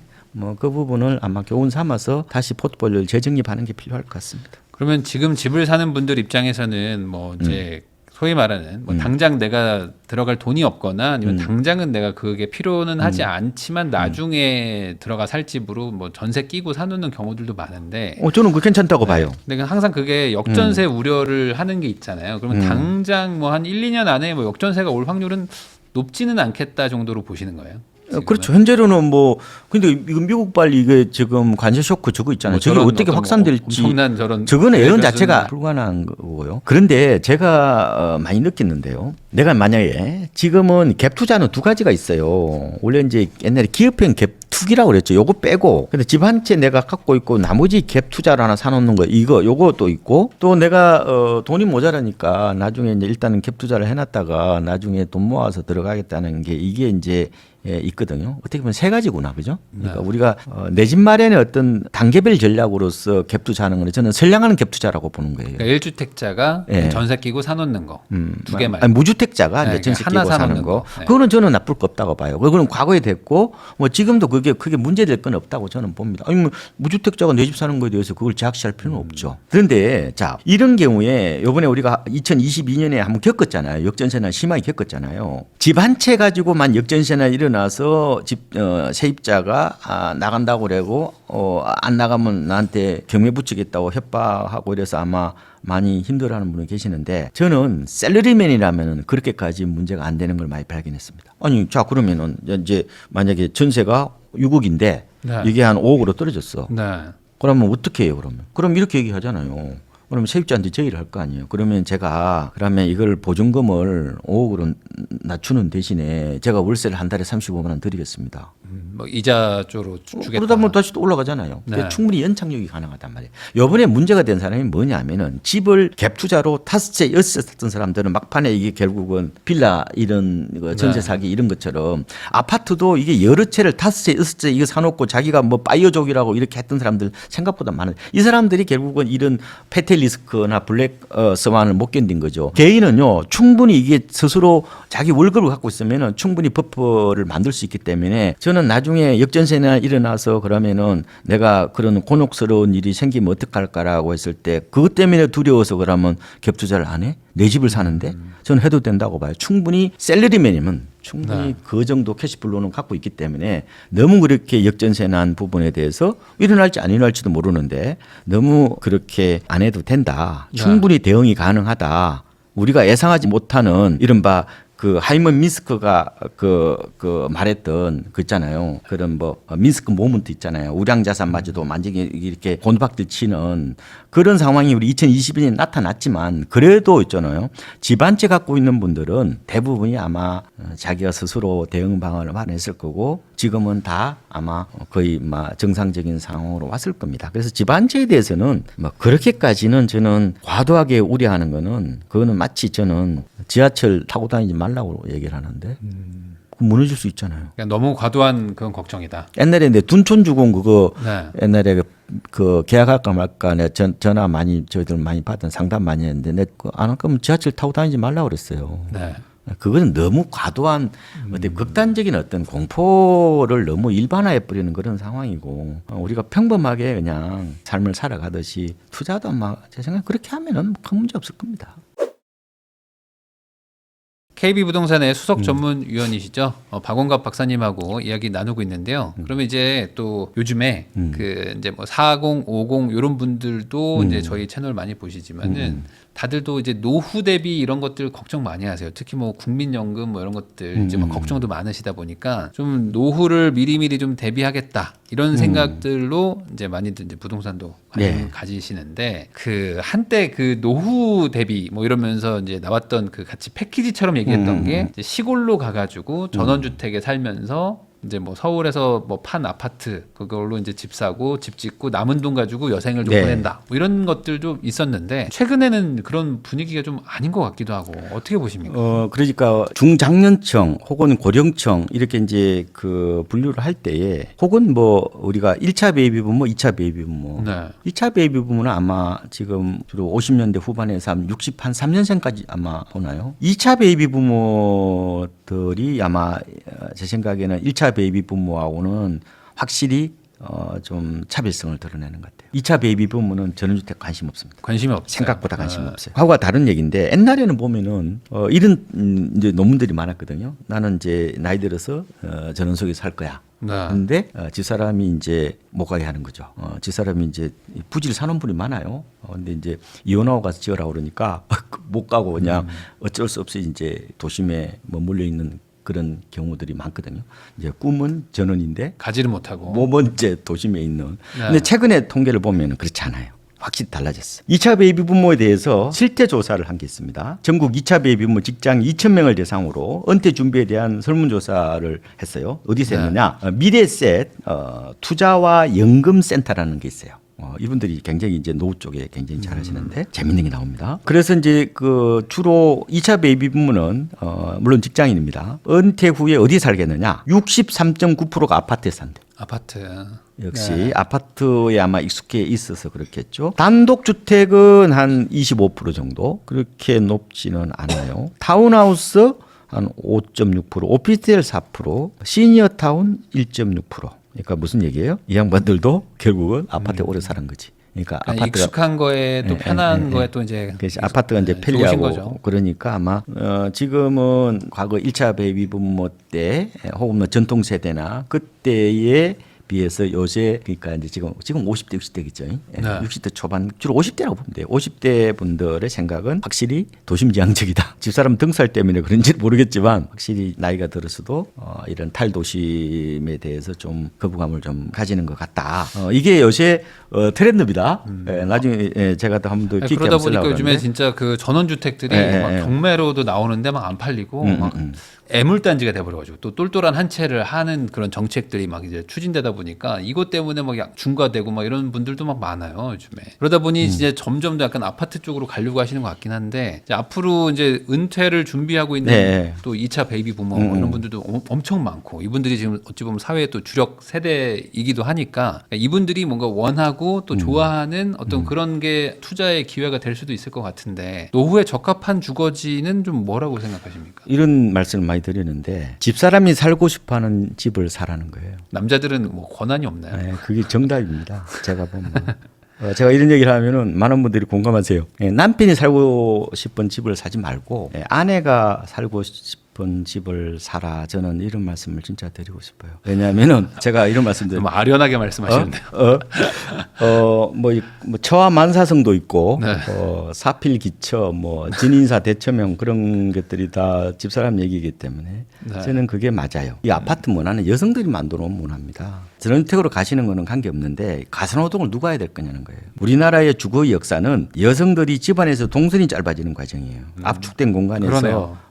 이게 효율적으로 기능적으로 생활하려는 경향들이 아마 요새 트렌드일 거고 특히 맞벌이 부부가 많이 늘어나면서 이 동선이 길어지면은 사회활동을 못합니다. 우리나라 맞벌이 비중이 48% 정도 돼요. 30대들이 한 59% 정도 됩니다. 일본이 한 68% 정도 돼요. 일본은 그 헤이세이 버블 이후에 그 못 살아요. 남편 월급만으로. 그러니까 여성들이 나와서 뭐 알바 자리 같은 거 이런 거 많이 하고 있죠. 사회적 활동이 이렇게 많아지고 그리고 이제 이렇게 되면 여성들이 사회적 지위가 올라가면은 이 도심 아파트 문화가 앞으로 더 저는 인기를 끌 수밖에 없다고 봅니다. 왜 젊은 세대들이 아파트 아니면 결혼도 안 하겠다고 그러고 지금 신혼부부의 72%가 첫 집이 아파트입니다.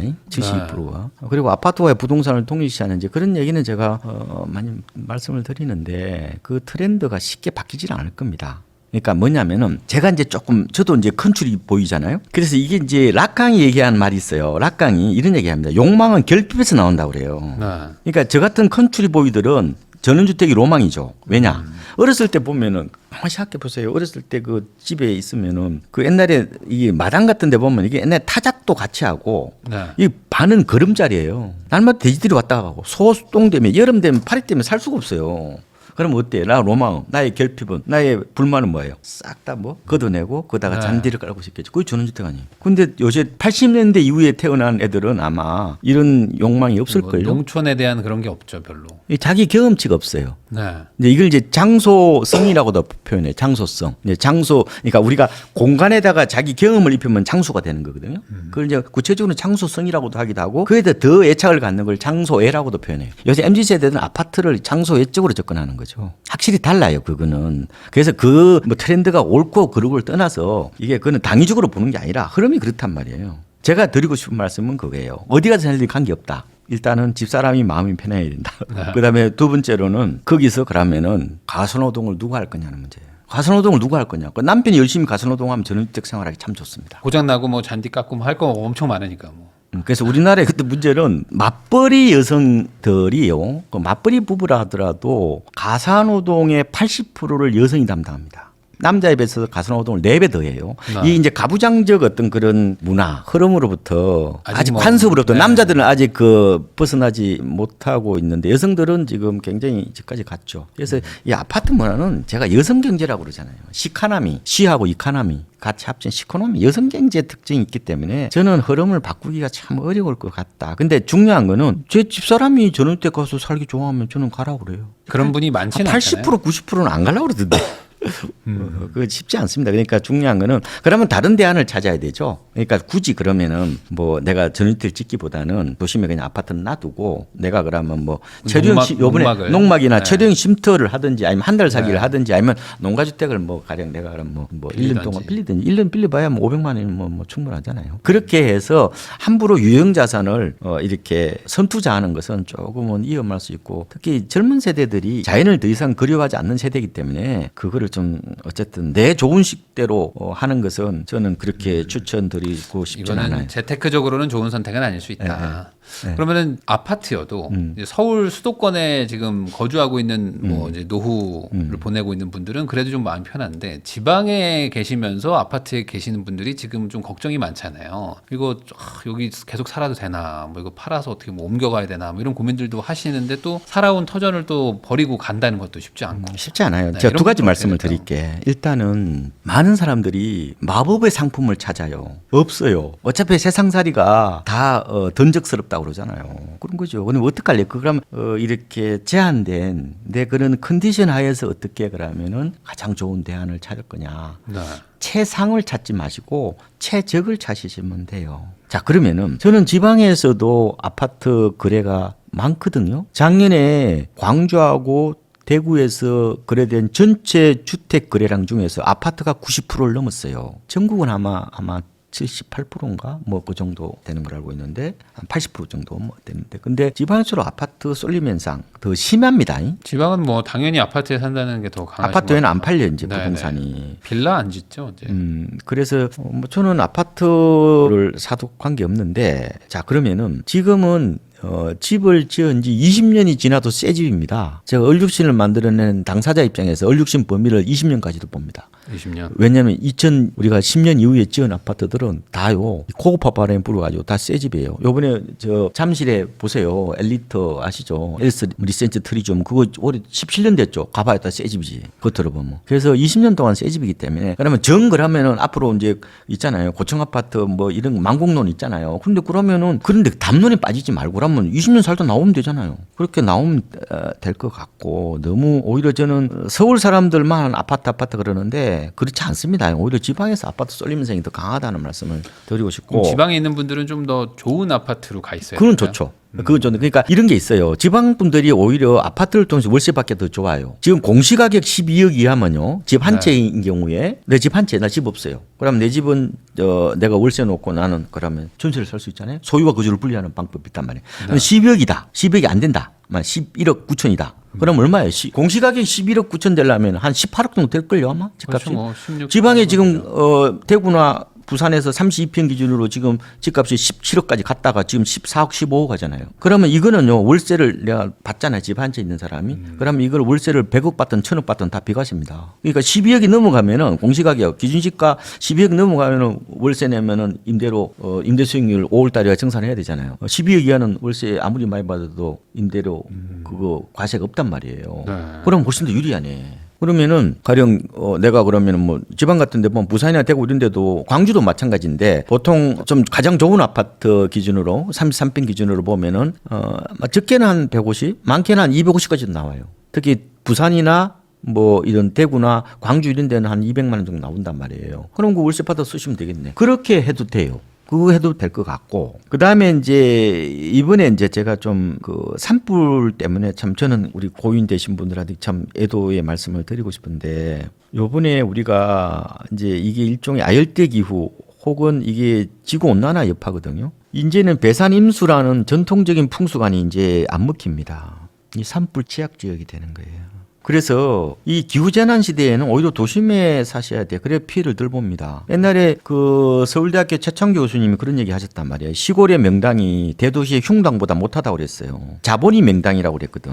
이분이 막판에 가서는. 이분이 이제 공주에 가면 명당골이 있어요. 그 가서 어르신한테 EBS 그때 보면 나와요 지금. 아이고 명당골에 사시니까 얼마나 좋으시겠습니까라고 했어. 그 이제 옛날에 그 십성지라고 있잖아요. 옛날에 그 뭐 재난이 왔을 때도 뭐 그런 뭐 이음이 없다고 십성지가 있었잖아요. 근데 그 할아버지가 하시는 말씀이 애기 사람아, 내가 돈 많으면 대전 도예지 가서 아파트 살지 왜 애기 살겠냐 이런 얘기를 하고 나서 이분이 뿅 간 거예요. 아, 자본이 명당이다. 그러니까 근데 점점 그게 맞아지고 이제 있잖아요. 맞아가는 네. 거지 이게. 그래서 제가 뭐 내가 그냥 개인적인 취향이에요. 주거지 선택은. 다만 지금은 여러 가지 그런 자연재해라든지 뭐 이런 부분들이 큰지 전원 생활에서 폭병으로 지금 다가오기 때문에 뭐 그 자체를 저는 뭐 그건 본인이 하고 싶은 대로 하시는 건데 그런 위험성 이런 걸 충분히 고려해서 판단을 하셔야 된다. 그러니까 의료 인프라 이런 것들도 또 중요하고 하니까 도심지에 차라리 좀 좋은 아파트, 그 동네에서 좀 괜찮다고 하는 아파트 위주로 좀 자산을 가지고 계시는 게 차라리 나을 수도 있겠네요. 그 재테크적인 측면에서 나은 거고 다만 규모를 줄여도 되죠. 규모를 좀 줄여서 가시는 거는 나쁘지는 않다. 요새는 오히려 뭐 역세권 뭐 요새 병세권 그건 알죠. 병세권. 그다음에 요새는 뭐 복세권 얘기하던데. 복세권이요? 복지관. 그거 모든 게 다 있잖아요. 그래서 이제 사람마다 달라요. 그러니까 어떤 사람은 이제 시골에서 잘 적응하는 분도 계시고 어떤 분들은 아닌 분도 계시고 어떤 분 하루 종일 시골에 가서 뭐 친구하고 노는 게 아니라 막걸리 먹는 게 아니라 하루 종일 방에 앉아가지고 뭐 유튜브 보고 앉았다고 그러는데 그게 사람마다 다 다른데 이 역시 아까 투자할 때도 마찬가지지 정답은 없어요. 다만 제가 드리고 싶은 거는 내가 그거 가서도 잘 적응할 건지 이제 특히 이제 내 배우자가 거기에 또 잘 적응할 건지 이런 것들을 다 두루두루 보고 판단해야 돼요. 그러니까 이게 일률적인 그런 게 없단 말이에요. 근데 전체적인 추세로 보면은 탈도심을 요즘 2차 배비 부분들은 좀 안 하는 경향이 안 있다. 하는 경향이 뭐 있다. 이런 부분들은 좀 판단하셔야 돼요. 가장 중요한 게 특히 남성분들은 꼭 사모님한테 질문을 해보시고 네. 결정을 본인이 하지 마라. 본인이 하지 마라. 아니 근데 물론 내가 가사노동을 할 거면 하라니까요. 내가 그런 분을 내가 가끔 발견을 해요. 그러니까 이런 분이요. 내가 다 할 진짜 거니까. 도대체 내가 가만히 있지를 못해. 그래서 내가 그 저녁에 이제 늦게 이제 11시 반에 퇴근하시잖아요. 막 늦게 술 한잔하고 네. 집에 온 거야. 그냥 욕조로 갔는데 너무 더러워. 그래서 욕조를 한 30분 동안 깨끗이 닦고 주무시는 남성분들은 저런 택하면 성공하십니다. 결국은 사모님은 고생시켜. 그렇죠. 그게 이제 가사노동에 대한 부분, 그 부분은 항상 염두에 두고 판단해야 실패가 없다는 말씀을 드리겠습니다. 네. 그러면 지금 뭐 한국의 노후 파산 문제 네. 이런 것들도 좀 심각한데 네. 박사님은 그 노후 파산의 어떤 원인 그리고 뭐 이런 거 어떻게 막아야 될지 어떻게 보십니까? 제가 이제 파산이라고 하면은 이게 대부분이 갖고 있는 돈을 다 날리는 거잖아요. 네. 그러면 이제 두 가지가 있을 텐데 하나는 이제 파산이 나올 정도면은 원래 돈이 있는 양반이죠. 그렇죠. 없는 사람이 무슨 파산을 해요, 그거는. 있는 사람이 망하니까 파산이죠. 대부분이 제가 봤을 때 도박을 하기 때문에 그래요. 이때 도박은 고스톱이 아니고 이렇게 위험 자산에다가 몰빵하니까 이런 상황이 나타난다고요. 노인 때 한번 돈을 더 불려보려다가 조급함 때문에 제가 많은 전문가들이 저는 말을 안 해서 그렇지 이 블랙 히스토리들이 많습니다. 진짜요. 나한테 가슴 아픈 얘기는 남한테 못해요. 근데 제가 요번에 보니까 어떤 정권사에 다니는 그 분인데 퇴직금을 2차 전지 특정 종목에다가 박았어요. 어떤 분은 퇴직금을 6억을 제약주에 박았는데 그게 3분의 1 토막 나오고 생각보다 그런 사람이 많습니다. 그분들이 다 굉장히 똑똑하신 분들이에요. 자기 도식과 자기 함정과 자기 스스로의 확신에 접어드는 사람들이 의외로 많아요. 한 제정신이 아닌 경우가 의외로 많습니다. 그러니까 진짜 고수들도 실수하는 경우가 많아요. 그래서 이게 말 못하는 사연이 많은데 대부분이 수익과 위험은 정비례하는 거잖아요. 그런데 자기는 거기에 벗어날 거라고 생각해. 자기가 다 한다고 생각해.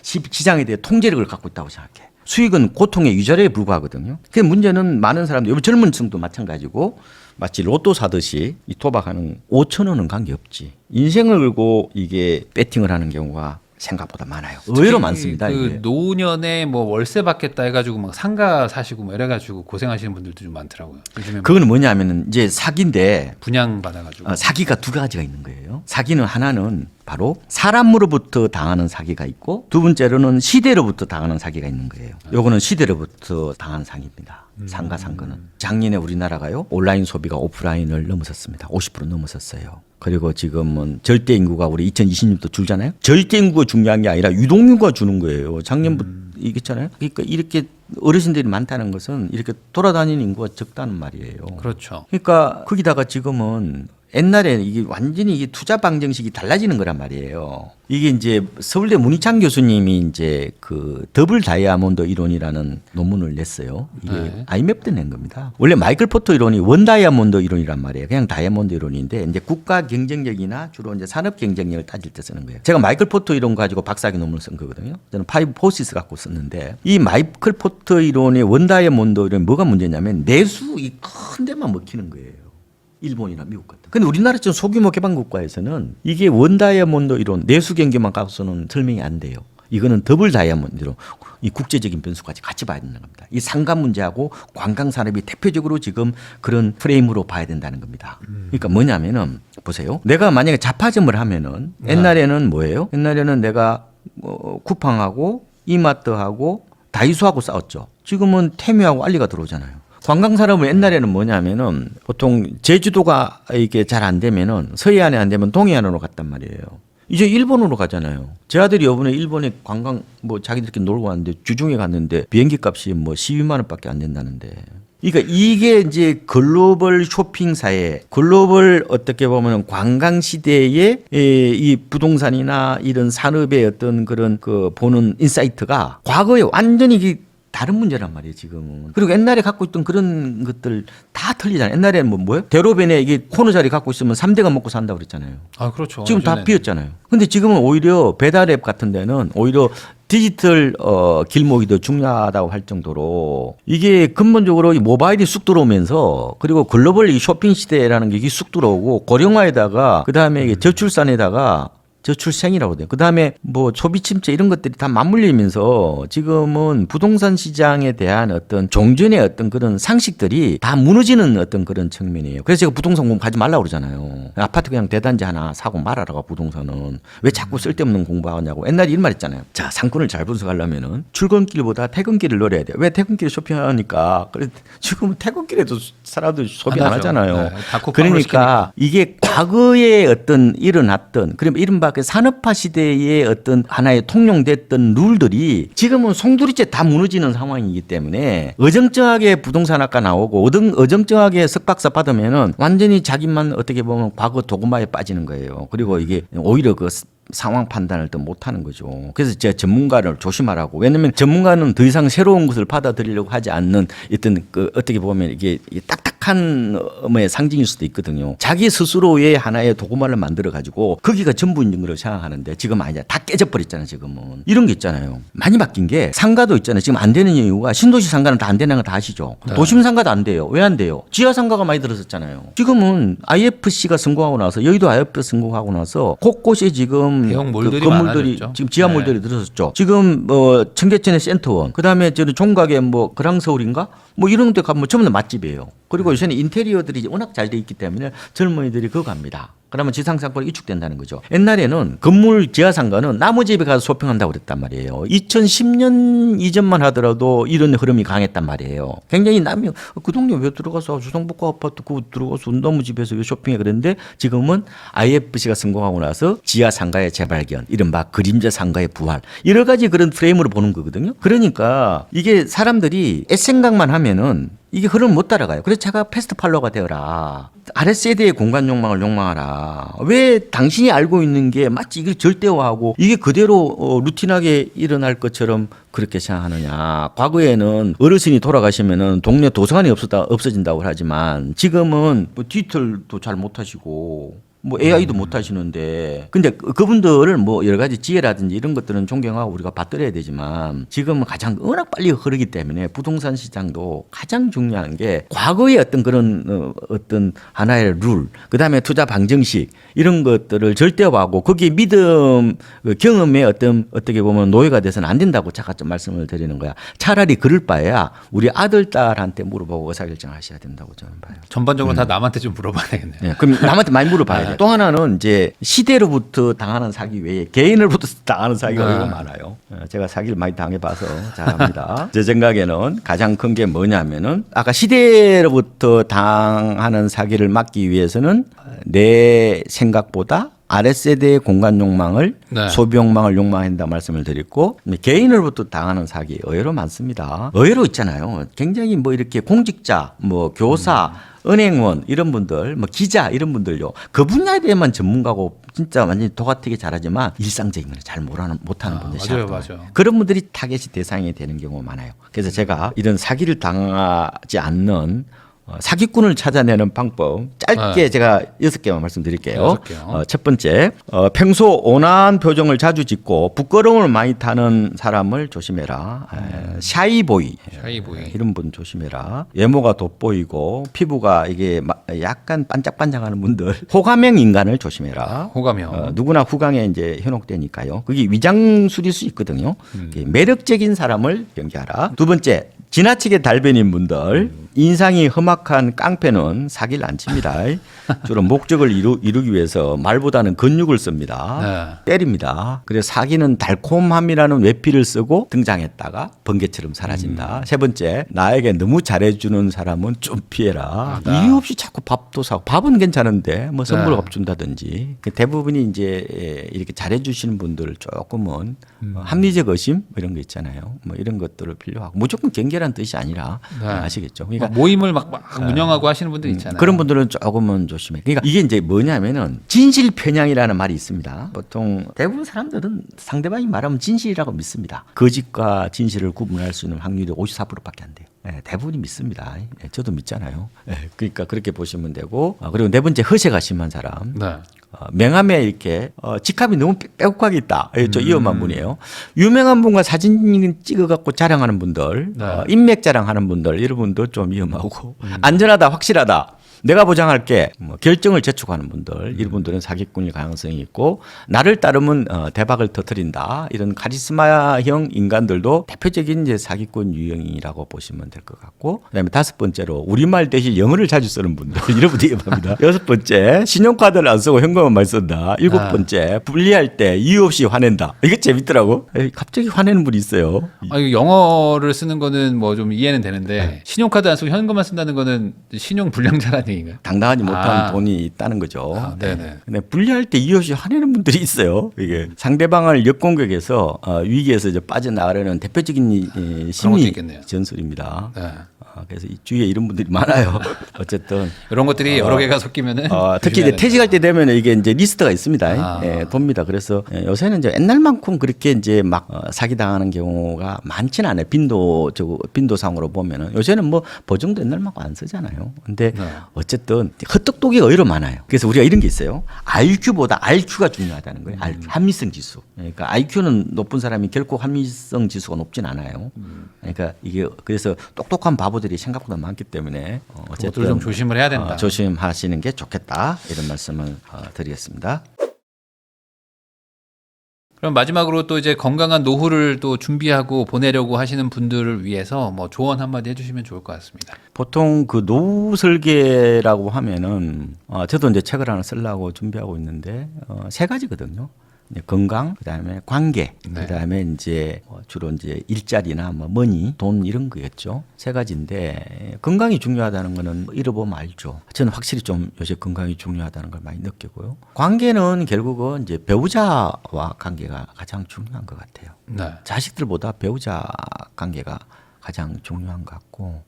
그래서 아까 말씀드린 것처럼 인명저처, 사필기처, 뭐 처와만사성, 뭐 진인사 대처명 이런 말 있습니다. 네. 특히 남성분들은 사모님하고 잘 지내시고 그게 이제 최후의 노후 대책이다 이런 얘기를 합니다. 일자리, 돈, 뭐 이건 자기 이제 사회적 정체감 혹은 사회적 쓸모, 자기 어떤 존재감 이거 특히 남자들 굉장히 좀 많이 따지거든요. 네. 외국에는 빨리 뭐 은퇴 안 시켜준다고 난리를 치지만 우리는 빨리 시켜준다고 데모하잖아요. 그러니까 확실히 한국 사람들은 일본 사람도 마찬가지고, 그러니까 자기 일자리가 없으면은 자기가 이제 사회적으로 더 이상 효용성이 없다 이런 식으로 우울증 걸린 분이 오히려 많습니다. 퇴직하는 분들이.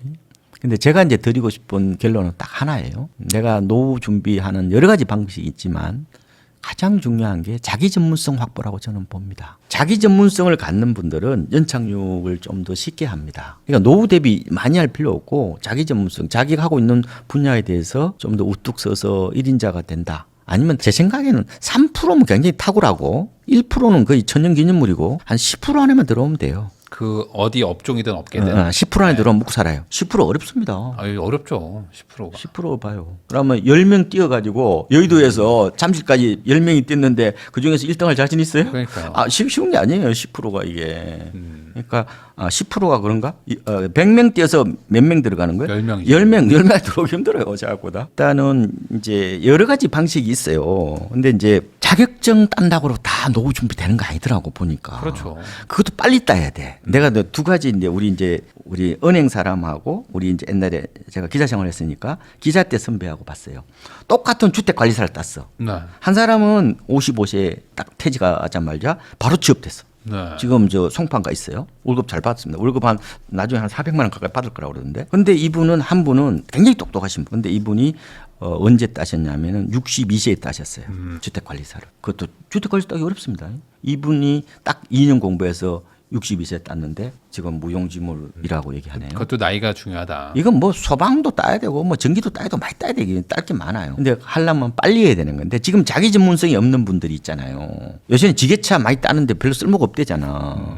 중요한 거는 만약에 내가 퇴직했을 때까지 내가 자기 전문성을 이렇게 이어나갈 수 있으면은 그 분야가 있다고 생각하면은 이 분야에서 계속해서 그 자기 전문성을 확대하는 게 가장 좋은 노후 설계고, 만약에 그것도 없다. 뭐 내가 그럼 회사에 인사부만 있었다. 아니면 총무부만 있었다. 그러면은 특별한 자기 전문성이 없잖아요. 일반적으로 보면. 그럼 어떡하려? 그러면 자기 전문성을 이제 만들어야 되잖아요. 그죠? 그럼 만약에 주택관리사 흔히 말하죠. 뭐 공중에 따기도 하고 주택관리사 따기도 하고 뭐 여러 가지 많이 하시는데 이것도 따려면은 빨리 따서 빨리 나가야 된다는 거지. 아니면은 요즘 6천보다 60 넘은 사람들이 나오거든요. 우리나라에 지금 지금 가장 한 해 80만 명 이상 살아있는 사람이 59년생부터 75년생까지란 말이에요. 이게 네. 가장 나이가 많은 생들이 71년생이야. 이 103만 명이 나왔잖아요. 이 71년생들이 이제 서서히 은퇴하기 시작하거든. 은행권이에요. 올해 69년생이 나갔어요. 작년 말에. 네. 뭐 작년 말에 이제 맹퇴한 거죠, 사실상. 근데 정권이나 카드는 70년생이 나왔단 말이에요. 그러면은 어떻게 되냐? 그럼 내년 되면은 이제 드디어 인구의 가장 피크를 이루는 71년생들이 명퇴로 나간단 말이에요. 그동안에 이 양반들은 어떻게 보면은 잘 먹고 잘 산 사람들이고 그보다 지금 낮은 분들은 뭐 평균 뭐 직장에서 은퇴가 뭐 49세인지 이런 얘기 하잖아요, 지금. 그러니까 지금 이 세대들이 쭉 나오기 때문에 대부분 이때 그리고 대부분이 2차 베이비 부모들은 나름 대학 진학률이 높았어요. 그래서 사무 직종에 많이 있었단 말이에요. 네.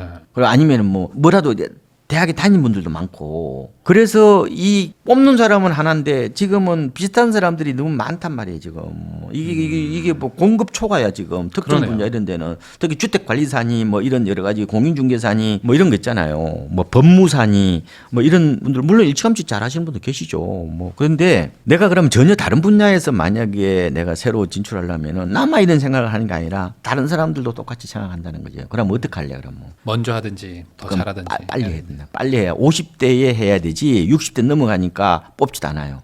요새 노가다에 보면 60대 뽑지도 않는다는 거 아니야. 왜냐하면 사고 나면은 더 보상을 많이 해야 되기 때문에 네. 그래서 자기 그러면은 딱 두 가지 방향이에요. 아까 말씀드린 것처럼 뭐 어쨌든 건강해야 본인이 잘 챙길 거고 그다음에 뭐 관계야 뭐 결국 뭐 친구도 중요하지만 결국 배우자라고 저는 보고 그다음에 결국 마지막에 일하고 이게 돈 문제 이런 거거든요. 자산 관리야 뭐 기본적으로 잘 하실 거. 그런데 가장 중요한 게 그러면 내가 그러면 어떻게 가라면은 이게 이 낭떠러지 떨어지는 기분이라는 거야. 이게 청길 낭떠러지 떨어지는 기분인데 이걸 그러면은 낭떠러지 떨어지지 않으려면 어떻게 되느냐? 저는 이런 얘기를 하거든요. 날개를 빨리 접지 말라고. 전혀 새로운 분야를 찾으려고 그래. 네. 그러지 마시고 했던 분야에서 어떻게 연착륙을 해서 거기에서 새로운 어떤 제2의 노후 설계를 하는 게 중요한 거지. 대부분 청산론 생각을 많이 가져요. 어휴 지저분한 그 뭐 나이 들으니까 뭐 거기서 뭐 이렇게 젊은 애들하고 뭐 같이 뭐 이렇게 어울려. 그거는 비겁한 변명에 불과한 거고 중요한 거는 가장 중요한 게 자기 전문성 확보를 통해서 날개를 빨리 접지 않고 거기서 좀 더 내가 어차피 나중에 자연인으로 돌아가는데 그 중간 과정이 고통스러우니까 그런 거예요. 그래서 날개를 빨리 접지 말고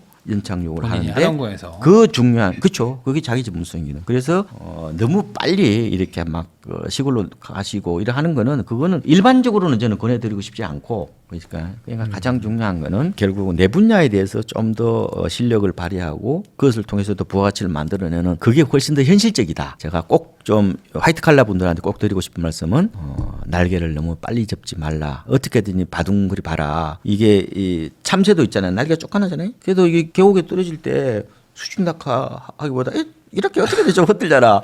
그러면 이게 안 다치잖아요. 네. 그것처럼 그게 남들이 보기에는 아이고 구차하고 뭐 이렇게 보이지만 그런 게 아니에요. 삶이 자체가 구차한 거야. 그래서 어떻게든 버티고 뭐 전문성을 조금이라도 더 키워서 나와야 그게 된다. 제가 보면은 이른바 자기 전문성이 제가 봤을 때의 가장 노후 설계고 그다음에 날개를 너무 이게 빨리 접지 않는 것도 좋은 대안이다. 이런 말씀을 좀 드리고 싶습니다. 저한테 하는 얘기였죠. 지금까지 KB부동산의 수석 전문위원이시죠. 박원갑 박사님 모시고 부동산 시장 얘기부터 노후 대비까지 다양한 이야기 나눠봤습니다. 귀한 시간 내주셔서 시청해주신 거 다시 한번 감사하다는 말씀 전하면서 저도 박사님하고 네. 인사 나누겠습니다. 네. 오늘 나와주셔서 감사드립니다. 네, 고맙습니다.